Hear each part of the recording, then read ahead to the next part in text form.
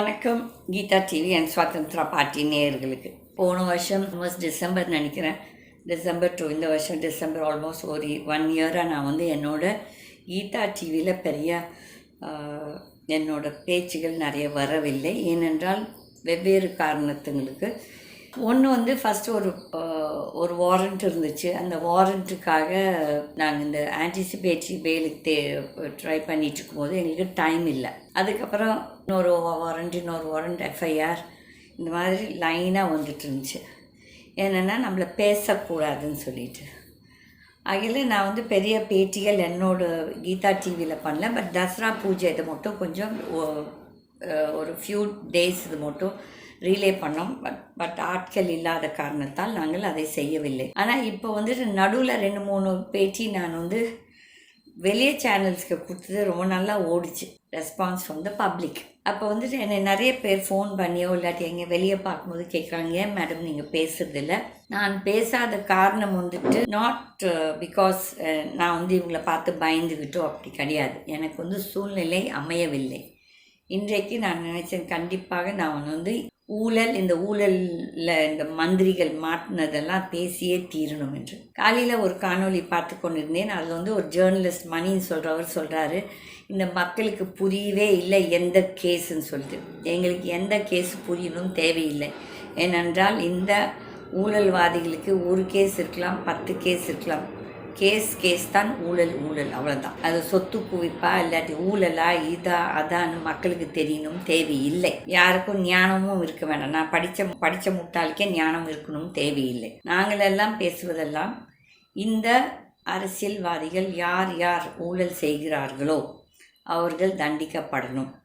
இப்போ நானே ஒரு 3 மாதத்துக்கு முன்னால் ஒரு சேனலுக்கு பேட்டி கொடுத்து இதே ஜஸ்டிஸ் ஆனந்த் வெங்கடேஷை பற்றி பெருமையாக பேசினா அப்படியே அதை கட் பண்ணி விட்டாங்க. ஏன்னா எதுக்காக எனக்கு தெரியாது. அவங்க டிஎம்கே பேக்டு சேனலாக அது எனக்கு தெரியாது. இப்போ நான் பார்க்கும்போது நான் அந்த பேட்டியில் முக்கியமாக நான் அந்த ஜஸ்டிஸை தான் ரொம்ப பாராட்டி பேசினேன். பட் அதை அப்படியே கட் பண்ணி விட்டுட்டாங்க. நான் நேற்று நான் ஒரு சேனலுக்கு பேட்டி கொடுத்துட்ருக்கும்போது அப்போ இன்னும் அந்த கேஸ் ஜட்ஜ்மெண்ட் வரல. அதுக்கப்புறம் ஜஸ்டிஸ் ஜெயச்சந்திரன் அவர்கள் தான் இந்த இதுக்கு ஒரு ஜட்ஜ்மெண்ட் கொடுத்துருக்காங்க. எந்த ஜட்ஜு ஊழலை எதிர்த்து தைரியமாக ஸ்டேட்மெண்ட் ஒரு ஜட்ஜ்மெண்ட் கொடுக்குறாங்களோ அவர்கள் எல்லாருமே பாராட்டத்தக்கவர்கள் தான். நான் எப்பவும் சொல்கிற மாதிரி கெட்டவங்க நல்லவங்க எல்லா இடத்துலையும் இருக்காங்க. இட்ஸ் 50-50. நான் பேசும்போது நான் ஊழல்வாதிகளை பற்றி தான் நான் பேசுகிறேன் தவிர்த்துட்டு எல்லாத்தையும் கொச்சைப்படுத்த எனக்கு விருப்பம் இல்லை. அதே மாதிரி ஐஏஎஸ் ஐபிஎஸ்லேயும் நிறைய பேர் நல்லவர்களும் இருக்கிறார்கள், நிறைய பேர் பெரிய ஊழல் பெருச்சாளிகளும் இருக்காங்க. இந்த ஊழல் பெருச்சாளிகளை பற்றி தான் நான் பேச விரும்புகிறேன். இப்போது மக்கள் ஓரளவுக்கு இந்த மெட்ராஸ் சென்னை மழை நீரில் பாதிக்கப்பட்ட நிறைய பேர் அட்லீஸ்ட் இப்போ மக்கள், நான் சொன்னேன் 2016 மக்கள் ரோடுக்கு வருவார்கள், மக்கள் இந்த அரசியல்வாதிகளை எதிர்ப்பார்கள், சிவில் வார்ஸ் வரும்னு. அப்போ ஒருத்தர் என்னை சொன்னார், நக்கல் பண்ணார், சிவில் வார்ஸ்லாம் வராது. பட் சிவில் வார்ஸ் இப்போ எல்லா நாட்டிலையும் இப்போ நிறைய பேர் மக்கள் அவங்கவுங்க நாட்டு அரசியல்வாதிகளை எதிர்த்து கொண்டு தான் இருக்கிறார்கள். இது இன்னும் மக்கள் எதிர்த்து வரணும். ஏனென்றால் இது ஒரு பெரிய நான் தான் சொன்னேனே, இந்த ஊழல் ஒரு புற்றுநோய்.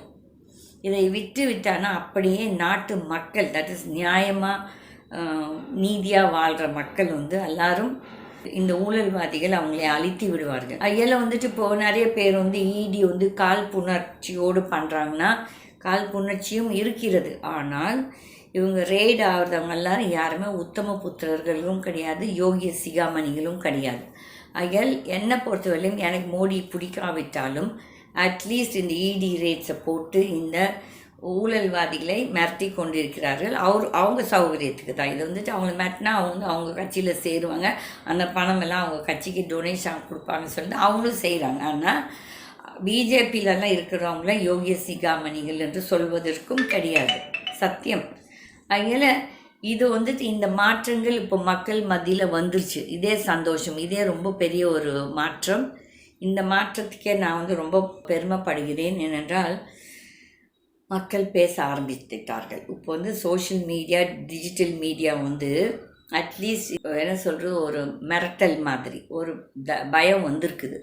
இப்போ அக்ரீட், உண்மைதான். இந்த மெட்ராஸில் வந்து புயலும் மழையும் ப்ளஸ் திருநெல்வேலி தூத்துக்குடியில் வந்த மழையெல்லாம் மனுஷன் ஒரு மனிதரால் அப்பாற்பட்டது. தட் இஸ் ஒரே நாள் வந்து ஒரு 10 சென்டிமீட்டர் வரலாம் ஏதோ எதிர்பார்ப்பாங்க. ஒரே நாள் 20 30 வந்தாங்கன்னா எந்த ஒரு நாடும் அதை வந்து எதிர்கொள்கிற கஷ்டம்தான். ஆனால் நம்ம தட் இஸ் இந்த கவர்மெண்ட் மேலேயும் நிறைய தவறுகள் இருக்கிறது. ஏனென்றால் இந்த இந்த ட்ரைனேஜ் சிஸ்டம் வந்து க்ளீனாக இல்லை.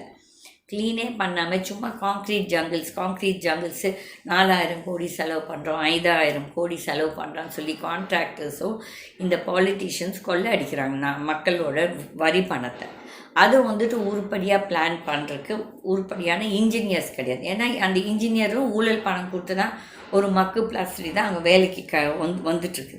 ஆகையால் இந்த மாற்றங்களை நம்ம வந்து கொண்டு வரணும். மக்கள் வந்து இன்னும் இந்த தடவை அதை சிந்திச்சு இந்த அண்ணா திமுக இருக்கும் அரசியல் கட்சிகளை ஃபஸ்ட்டு நீங்கள் வந்து அந்த கேண்டிடேட்ஸ் லிஸ்ட்டில் அது கட்சியாகவே இருக்கணும்னு தேவையில்லை. ஒரு நல்ல மனிதர் சோஷியல் ஒர்க் பண்ணுறாரு, மக்களுக்காக சேவை பண்ணுறாருன்னு சொல்லிட்டு பார்த்து ஓட் போடுறேன். நம்மளே என்ன செய்கிறோம், நிறைய பேர் நானெல்லாம் அதில் இல்லை கிடையாது. நான் வந்து நோட்டாக தான். ஏன்னா எனக்கு வந்து 99% ஆஃப் த கேண்டிடேட்ஸ் வந்து ஊழல்வாதி தான். அங்கே அரசியலுக்கு வருது நம்ம என்ன கொள்ளடிக்கலாம் என்ன சம்பாதிக்கலாம்னு சொல்லிட்டு தான் வராங்க.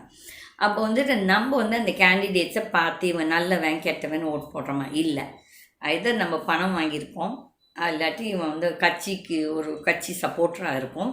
அதில் அவங்களுக்காக ஓட் போடுறோம். ஆனால் நல்லவே தெரிஞ்சுப்போ பொன்முடியோட தொகுதி மக்களோ இல்லாட்டி செந்தில் பாலாஜி ஒரு தொகுதி மக்களோ இல்லாட்டி மோஸ்ட் ஆஃப் தீஸ் எம்எல்ஏஸ் திருப்பி ரிப்பீட் எம்எல்ஏஸு இவங்கெல்லாம் ஊழல் பண்ணாதவங்களா? அந்த மக்களுக்கு தெரியும் நம்ம ஊர் எம்எல்ஏ ஃப்ராடுன்னு சொல்லி நிறைய பேருக்கு தெரியும். அப்படி இருந்தும் திருப்பி அவங்களுக்கு தான் ஓட் போடுறாங்க. அது யார் ஓட் போடுறாங்க?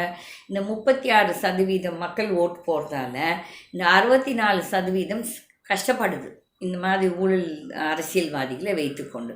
ஐயால் மக்கள் நம்ம வந்துட்டு தட்டி கேட்கணும்.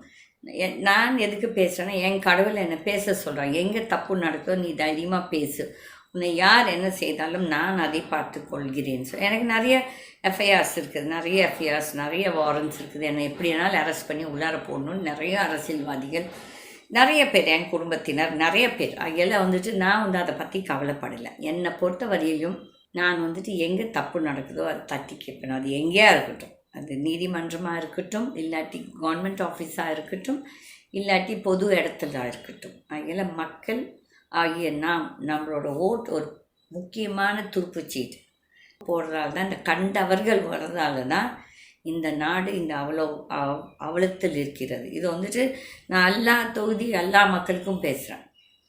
இந்த அரசியல் ஊழல்வாதிகளை நீங்கள் தேர்ந்தெடுக்காதீர்கள். இது வந்து நாம் செய்யும் தவறு.